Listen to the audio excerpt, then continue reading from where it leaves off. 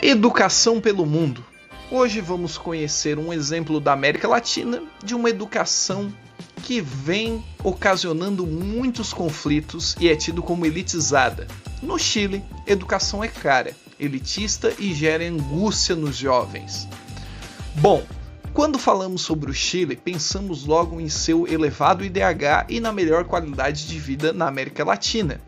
Porém, com empréstimos comparáveis aos imobiliários, instituições com preços nas alturas e um sistema de dívida protegido pelo Estado, a educação do Chile acabou se tornando um eixo dos mais graves conflitos sociais nos últimos 30 anos. Segundo alguns estudantes, não se sabe quanto se deve, apesar dos juros serem elevados, muito mais que o total original. Segundo o depoimento de um estudante, ele diz que fui somando e tive que contratar um empréstimo para pagar os juros do meu primeiro empréstimo. Aval do Estado.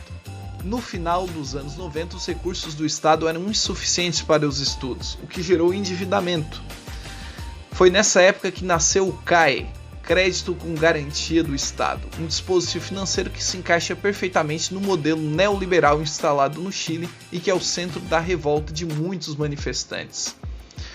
Segundo alguns estudantes, as dívidas podem chegar até 20 milhões de pesos e isso é praticamente impagável após formado em um tempo curto, ou seja, a dívida pode se alastrar durante a vida toda. A maioria dos jovens chilenos trabalha durante a graduação, mas são empregos precários, mal remunerados. Segundo alguns estudantes, a angústia se dá por quê? Porque a agência responsável pela cobrança de dívidas assedia os alunos com cartas e telefonemas, inclusive para o seu local de trabalho. Segundo o depoimento de outro estudante, atualmente ele não paga porque não tem liquidez e se pagasse teria que pagar apenas os juros, que são mais ou menos 5 milhões de pesos. Isso seria o equivalente a 6.700 dólares, ou seja, convertendo para real seria uma dívida muito alta. Os políticos desse país têm de nos dar uma solução definitiva para acabar com essa angústia, porque é angustiante ter que se privar de outras coisas para pagar os estudos, algo que nunca acaba, continua o mesmo estudante.